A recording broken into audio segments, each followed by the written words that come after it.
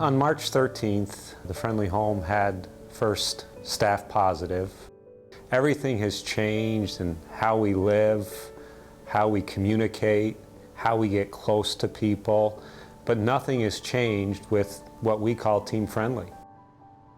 We have to be extremely safe in that there is no magic cure. So we all know that the possibility is that we can spread it or we can contact it, and yet to care for the people that we care for, we have to get extremely close. Every day we were receiving new guidance from the governor's office or from the Department of Health or Monroe County. Sometimes multiple times a day things would change. You're dealing with an infection that you can't see. And there was a lot of anxiety regarding how do I protect myself, how do I protect the residents with something that I can't see. And once we were able to educate the staff on the proper way to wear PPE, I saw a calmness come over the campus. There's no doubt that they were afraid. We gathered them all together and we had talk about what it was that they were about to undergo. They said to me, okay, this is what we got to do. Let's go do it. Every day there was something different that we had to communicate with the staff, teaching them how to don and doff the PPE and how important that was and why we had to do it. With that came a whole new procedure on how to sanitize everything. As long as I gave them information, the reason why behind it, they would just do it. At the end of a meeting, I would say to them, you can always call my office, you can talk to me, you can talk to one of my managers if you're feeling down or depressed. But the biggest thing was, we're in this together. We can do this.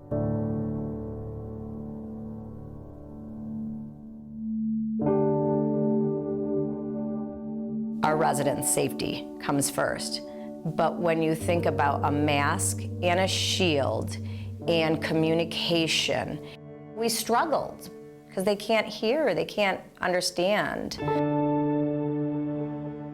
That's what the social director does, is you're social, you're together, you're talking, you're hugging, you're touching.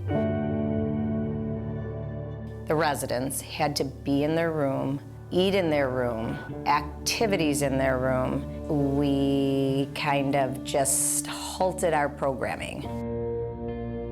They can't see their family members. They're in the same four walls pretty much all day long. And it really is taking a toll on them. Hi, Mom. They spent a whole lifetime building their families and their relationships that they have.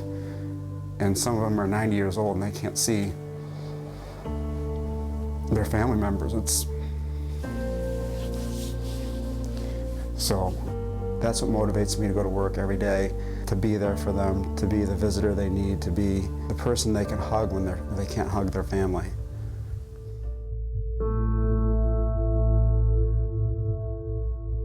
One of the nurse assistants gathered all the other team together, and she said, okay, we're going to pray.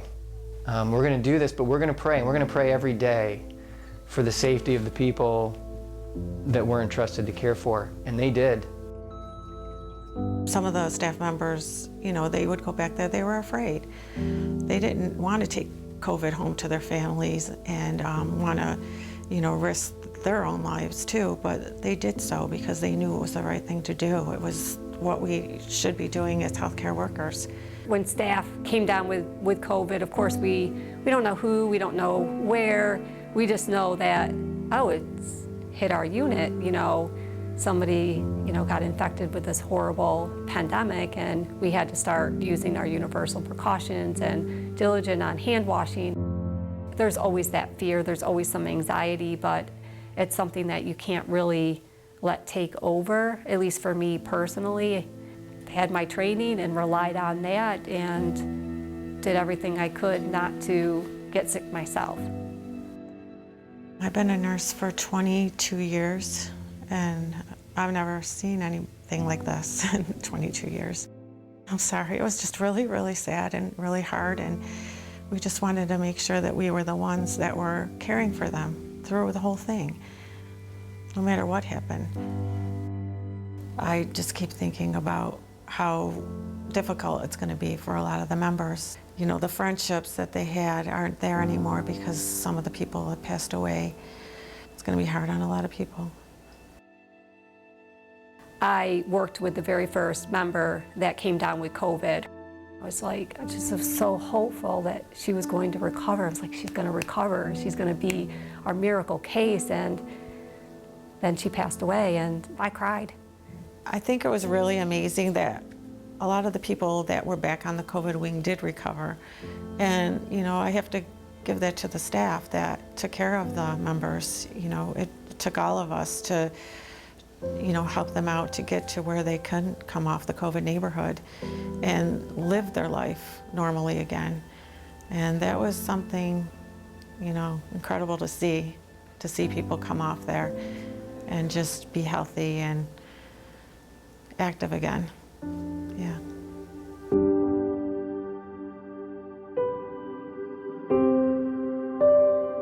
Mid-June, you know, the music was back on and people were able to come from their apartment to the dining room by themselves.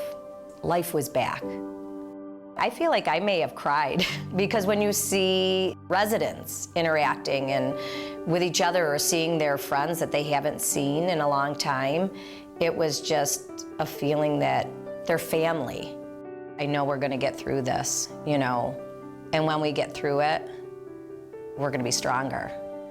It's really the simple things that we used to do, you took for granted, and the things, the stresses of everyday life before this really seemed like, oh, that, we don't know how good we had it until now, when you realize, you know, the things that we miss. We've been labeled as superheroes now because of the pandemic, and I don't believe in that for myself. I do believe that for all the nursing staff and my staff, environmental services staff. They've done their job every single day. I think people just raise to the occasion when it's time. You know, that saying that says, when the going gets tough, the tough get going. Well, it definitely happened here at the Friendly Home. I think it's made us closer. You can't fight anything by yourself. You need a team.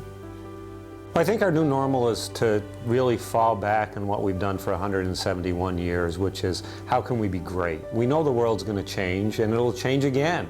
And so we now have to live with something called COVID-19. How can we make sure that the care continues to be top-notch, but yet how can we figure out how to deliver that care and live within our resources? And again, kudos to our staff because we've done it. And it's a challenge. This pandemic has and will open up conversation nationally about how we treat older adults. Hopefully for all of us that work in long-term care, we'll come out the other side of this, look back on it and realize if we can go through that, we're stronger for it. You know, we can handle a lot.